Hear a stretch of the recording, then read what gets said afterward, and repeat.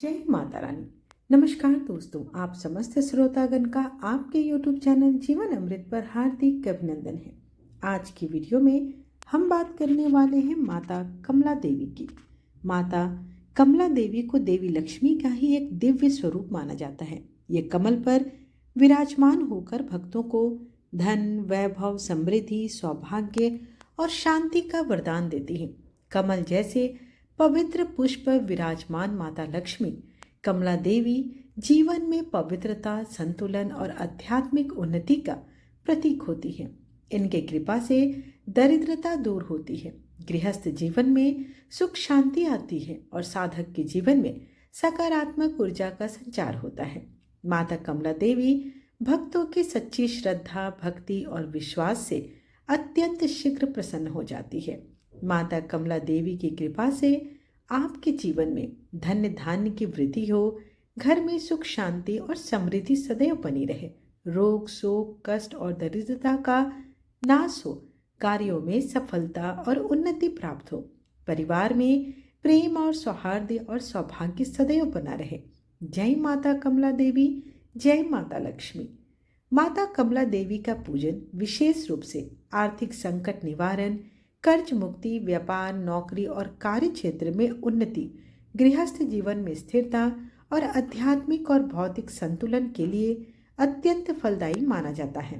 शास्त्रों में कहा गया है कि जो भक्त श्रद्धा, नियम और भक्ति भाव से माता कमला देवी का स्मरण करता है, उसके जीवन से दरिद्रता, भय और अभाव स्वतः दूर हो जाते हैं और जीवन में ऐश्वर्य, सुख और शांति का वास होता है। देवी कमला 10 महाविद्याओं में से 10वीं देवी है। देवी कमला को देवी का सर्वाधिक सर्वोच्च रूप माना जाता है, जो देवी का पूर्णतः कृपामयी एवं दिव्य स्वरूप है। न केवल देवी कमला की देवी लक्ष्मी के साथ तुलना की जाती है, अपितु उन्हें देवी लक्ष्मी ही माना जाता है। उन्हें तांत्रिक लक्ष्मी के नाम से भी जाना जाता है। देवी कमला अपने इस स्वरूप के माध्यम से संपत्ति, समृद्धि, उर्वरता, उपज तथा सौभाग्य प्रदान करती हैं। अतः देवी कमला धन एवं धान्य दोनों की देवी मानी जाती है। देवी लक्ष्मी के समान ही पूजनीय है। हिंदू पंचांग के अनुसार कमला जयंती आश्विन माह में अमावस्या को मनाई जाती है। देवी कमला को लाल पोशाक धारण किए हुए तथा भव्य स्वर्णाभूषणों से सुसज्जित दर्शाया जाता है। देवी कमला स्वर्ण वर्ण की है। धर्म ग्रंथों में देवी के चतुर्भुज स्वरूप को दर्शाया जाता है। अपनी 2 भुजाओं में देवी कमल पुष्प धारण करती हैं तथा शेष 2 भुजाओं में से एक वरद एवं अन्य भुजा अभय मुद्रा में रहती है। उनके समक्ष 4 गजराज अर्थात हाथी हैं, जिन्हें समुद्र के मध्य कमल पुष्प पर विराजमान देवी का अभिषेक करते हुए दर्शाया जाता है। देवी कमला साधना एवं धन एवं समृद्धि प्राप्त करने हेतु की जाती है। कमला देवी का मूल मंत्र ओम ह्रीं अष्ट महालक्ष्मी नमः। ये माता की कथा का श्रवण करने से पूर्व सर्वप्रथम माता की स्तुति करते हैं। कमल पुष्प पर बैठी शांत और विहिंसती, कनक कांति, ऐश्वर्य स्वरूपा, पद्मा पद्मालया मान कमला, 4 भुजाएं जिनमें वर मुद्रा, कमल युगल, अभय मुद्रा, साधक को दे समस्त संपदा माँ कमला। हम अकिंचन कैसे जिए सुख शांति से, हम आए आपकी शरण में, हम पर भी कर दो कृपा, जय माँ कमला। श्रीमद् भागवत के 8वें स्कंध के 8वें अध्याय में कमला के उद्भव की विस्तृत कथा आई है। देवताओं एवं असुरों द्वारा अमृत प्राप्ति के उद्देश्य से किए गए समुद्र मंथन के फलस्वरूप इनका प्रादुर्भाव हुआ। इन्होंने भगवान विष्णु को पति रूप में वर्ण किया था। महाविद्याओं में ये 10वें स्थान पर परिगणित है। भगवती कमला वैष्णवी शक्ति हैं तथा विष्णु भगवान की लीला सहचरी भी हैं। अतः इनकी उपासना जगदाधार शक्ति की उपासना है। ये एक रूप में समस्त भौतिक और प्राकृतिक संपत्ति की अधिष्ठात्री देवी है और दूसरे रूप में सच्चिदानंदमयी लक्ष्मी है, जो भगवान विष्णु से अभिन्न है। देवता, मानव एवं दानव सभी इनकी कृपा के बिना पंगु हैं, इसलिए आगम और निगम दोनों में इनकी उपासना समान रूप से वर्णित है। सभी देवता, राक्षस, मनुष्य, सिद्ध और गंधर्व इनकी कृपा प्रसाद के लिए ललायित रहते हैं। महाविद्या कमला के ध्यान में बताया गया है कि इनकी कांति सुवर्ण के समान है। हिमालय के सदृश श्वेत वर्ण के 4 हाथी अपने सूंड में 4 स्वर्ण कलश लेकर इन्हें स्नान करा रहे हैं। ये अपनी 2 भुजाओं में वर एवं अभय मुद्रा तथा 2 भुजाओं में 2 कमल पुष्प धारण की है। इनके सिर पर सुंदर किरीट तथा तन पर रेशमी परिधान सुशोभित है। ये कमल के सुंदर आसन पर आसीन हैं। समृद्धि की प्रतीक महाविद्या कमला की उपासना स्थिर लक्ष्मी की प्राप्ति तथा नारी पुत्र आदि के सौख्य के लिए की जाती है। कमला को लक्ष्मी तथा षोडशी भी कहा जाता है। भार्गवों के द्वारा पूजित होने के कारण इनका एक नाम भार्गवी है। इनकी कृपा से पृथ्वी पतित्व तथा पुरुषोत्तम दोनों की प्राप्ति हो जाती है। भगवान आद्य शंकराचार्य के द्वारा विरचित कनकधारा स्तोत्र और श्री सूक्त का पाठ, कमलगट्टों की माला पर श्री मंत्र का जप, विल्लव पत्र तथा विल्लव फल के हवन से कमला की विशेष कृपा प्राप्त होती है। स्वतंत्र तंत्र में कोलासुर के वध के लिए इनका प्रादुर्भाव होना बताया गया है। वाराही तंत्र के अनुसार प्राचीन काल में ब्रह्मा, विष्णु तथा शिव द्वारा पूजित होने के कारण कमला का एक नाम त्रिपुरा नाम से भी प्रसिद्ध हुआ है। कालिका पुराण में कहा गया है कि त्रिपुर शिव की भार्या होने से इन्हें त्रिपुरा नाम दिया गया। शिव अपनी इच्छा से त्रिधा हो गए। उनका ऊर्ध्व भाग गौरव वर्ण 4 भुजा वाला चतुर्मुख ब्रह्म रूप कहलाया। मध्य भाग नील वर्ण 1 मुख और चतुर्भुज विष्णु कहलाया तथा अधो भाग स्फटिक वर्ण पंचमुख और चतुर्भुज शिव कहलाया। इन तीनों शरीरों के योग से शिव त्रिपुर और उनकी शक्ति त्रिपुरा कही गई। चिंतामणि गृह में इनका निवास है। भैरवयामल तथा शक्ति लहरी में इनके रूप तथा पूजा विधान का विस्तृत वर्णन किया गया है। इनकी उपासना से समस्त सिद्धियां सहज ही प्राप्त हो जाती है। पुरुष सूक्त में श्रीश्च ते लक्ष्मीश्च पत्नया कहकर कमला को परम पुरुष भगवान विष्णु की पत्नी बतलाया गया है।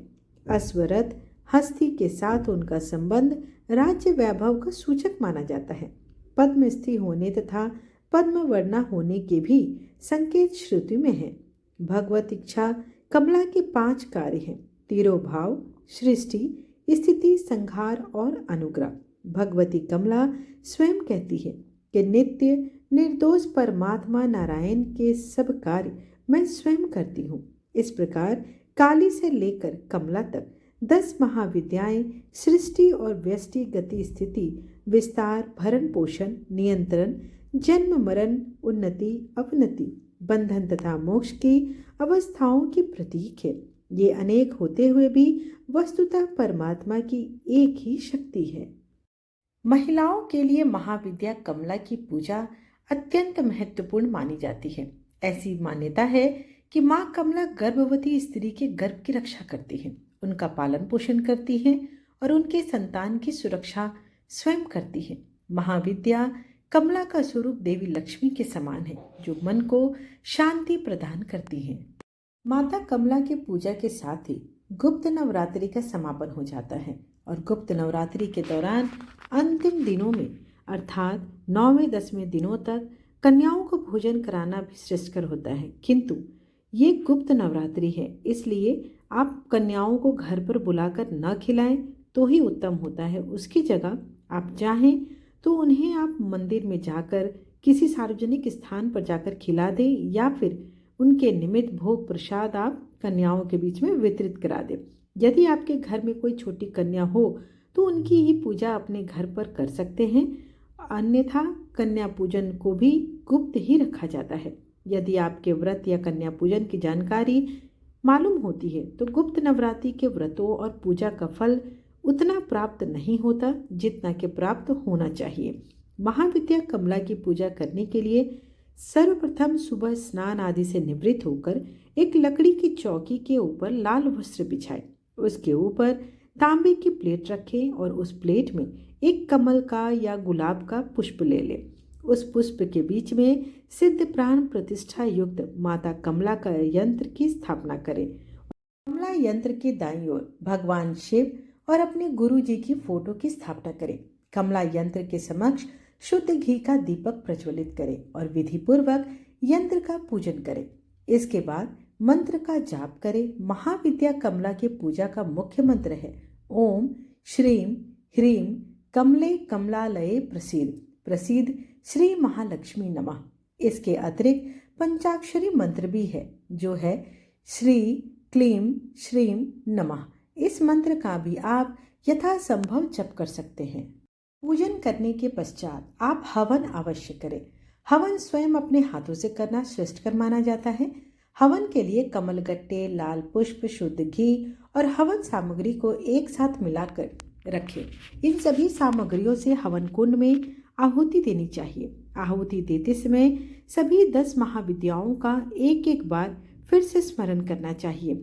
साथ ही नव दुर्गा के सभी 9 रूपों का भी ध्यान करते हुए उनके मंत्रों का जप करना चाहिए।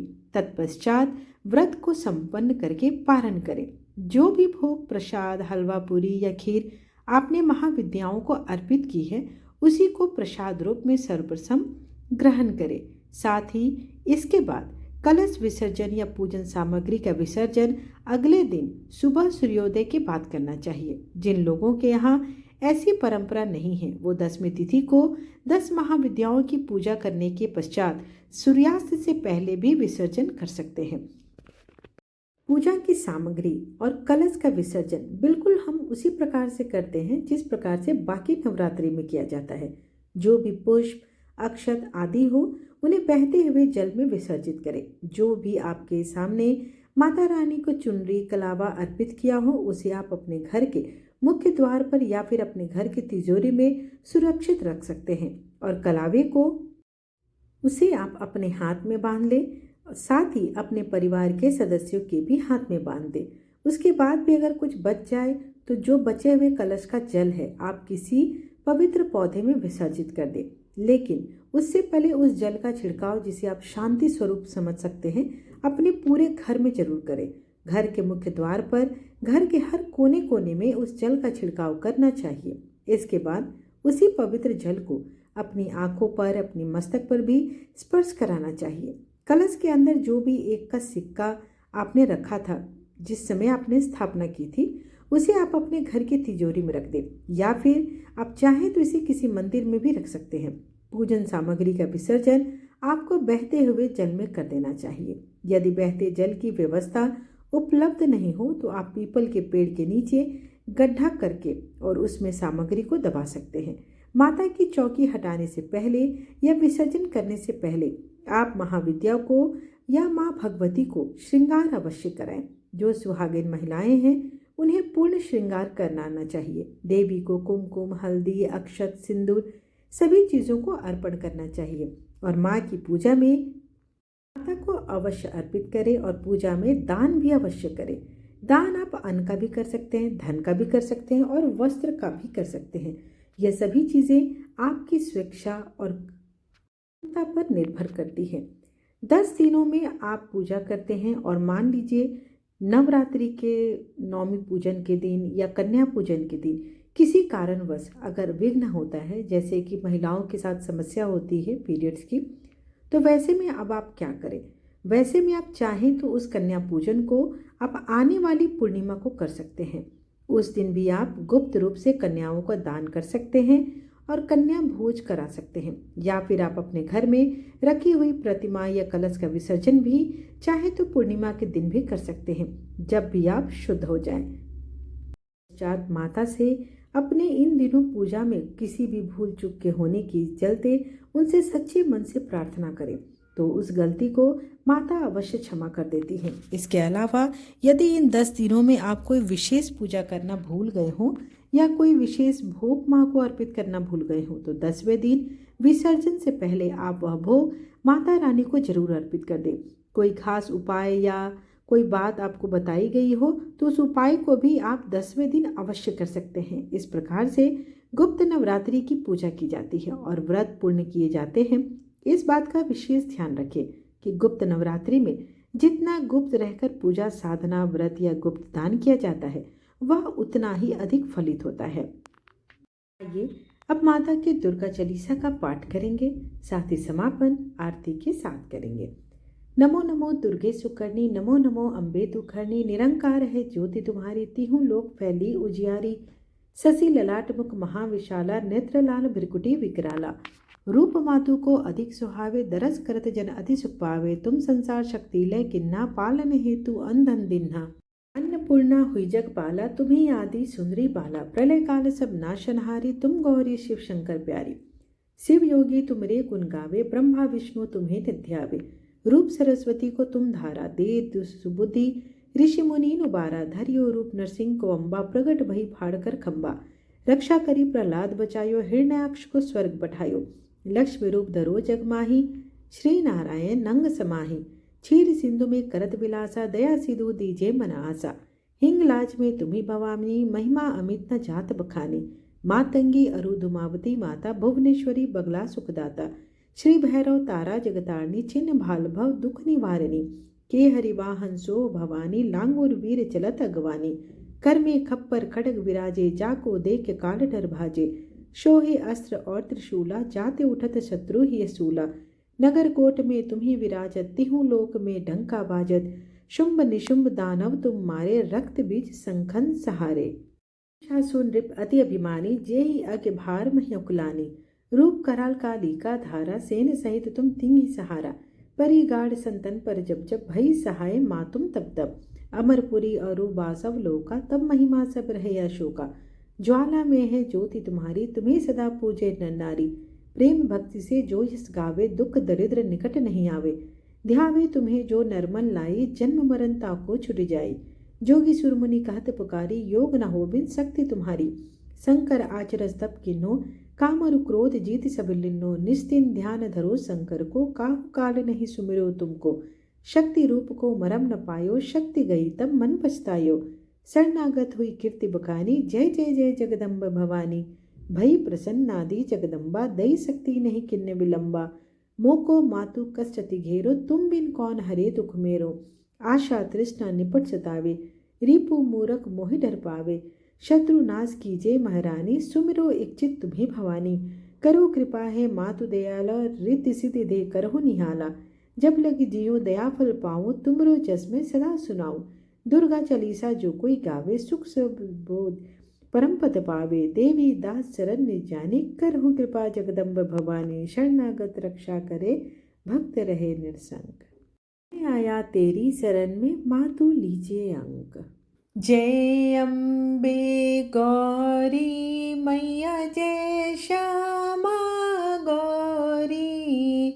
तुमको निश दिन ध्यावत, हरि ब्रह्मा शिवरी।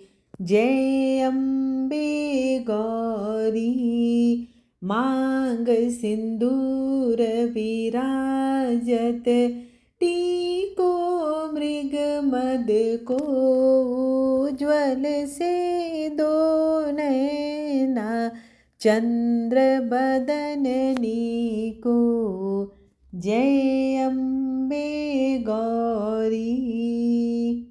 कनक समान कलेवर, रक्तांबर राजे। रक्त पुष्प गले माला, कंठन पर साजे। जय अम्बे गौरी। के हरि वाहन राजत, खड्ग खपर धारी। सुर नर मुनि जन, सेवत तिनके दुख हारी। जय अम्बे गौरी। कानन कुंडल शोभित, नासाग्रे मोती। कोटिक चंद्र दिवाकर, समराजत ज्योति। जय अम्बे गौरी। शुंभ निशुंभ विदारे महिषासुर घाती। धूम्र विलोचन नैना निस दिन मन माती।